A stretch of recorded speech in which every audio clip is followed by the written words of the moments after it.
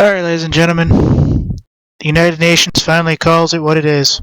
It calls the refugees an invasion.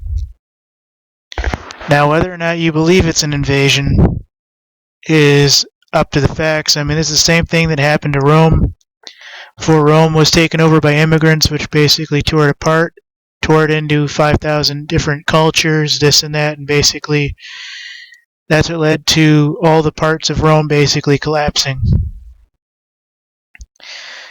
Now, I don't think it's majority of these people's fault, but I do wonder what the culture is like in those countries where they're saying you need to leave and find a better place to be rather than just take your country back and get this done. I mean, I know what we're facing in the United States here, but I do know that we are starting to win. We are starting to win the information war. We are starting to win the war on censorship. We are starting to win our freedom back. The central banks are starting to get notice around the world that their tactics will not be tolerated and that their laws to inflict mass casualties, Waco, etc., will not be tolerated. The Israeli Defense Police training will not be tolerated. You know, I guarantee you in 10 years or so in the United States, we will have it back to the way it should be, where police officers don't have to walk around with military hardware just to patrol the streets at night, where families can teach their daughters and their sons how to use a shotgun just for target shooting, not thinking they're going to get jumped on their way to school or this or that, or have to deal with a school shooter. So I understand the reasons for these guys probably wanting to leave, but my biggest question is how can half these guys even afford to leave? If it's that bad over there, it almost seems like somebody's paying these guys to leave. I mean, if we're talking 1 million plus people, folks, almost sounds like Soros and everybody is paying these guys. Honest to God, I want to know. And I've asked people that should know, and they said that best they know that there is no single firm, whether it be mosques or anything else under a bank or anything else, that is actually raising capital for these guys to leave. These guys are actually able to leave on their own and everything else. I don't believe that. I don't believe that you would want to leave your country unless it was for a temporary status, and these guys are now being treated like, well, now they're wearing the red wristbands. Now they're being treated like the Jews during the Holocaust before they got rounded up. I mean, and was it Belgium? They now have to turn over their valuables. I mean, this is getting to be pretty much where the ovens are going to start up, folks. But let me get back to the premise of this, because what I really want to talk about, ladies and gentlemen, is going to be this United Nations spiel that these guys are actually an invasion. I had to lower one of my kitties down off the bar so I can actually bring you this. Alright, so the UN warns the flood of the economic refugees from Asia to North Africa, and it's reported in a manner that seems to depict an inevitable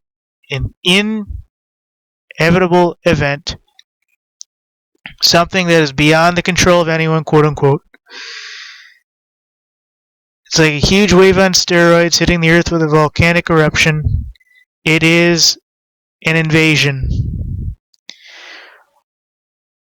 And basically what they basically say, you can go on and see that this is what they basically say, and this is what it's really getting into.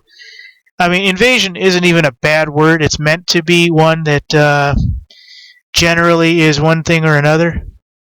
But verbatim, it's not necessary. I mean, it's been used as a bad word, so it has a negative connotation. But the negative connotation can be substituted when we use positive connotations. It just means a big group of people that are moving at you or taking over. They reference the EU globalist oligarchs and Merkel and everybody else, and My internet's kind of crappy right now. I apologize, my kitty's acting crazy.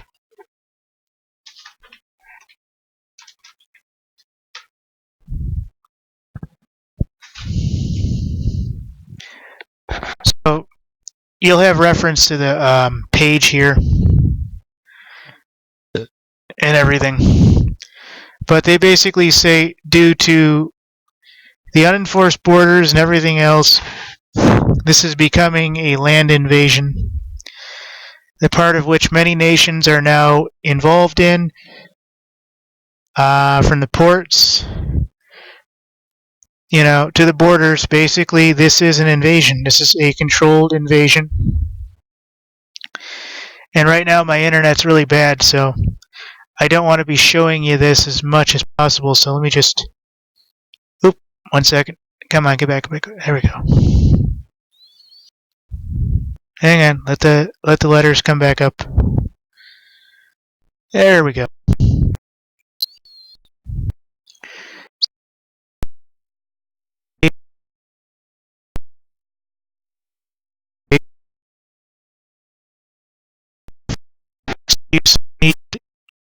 You guys get the idea here, folks. This comes from the UN, and I want to go into who said it specifically, but looks like you guys are going to have to find that because my internet is starting to get really bad. But this is coming out of... Here we go.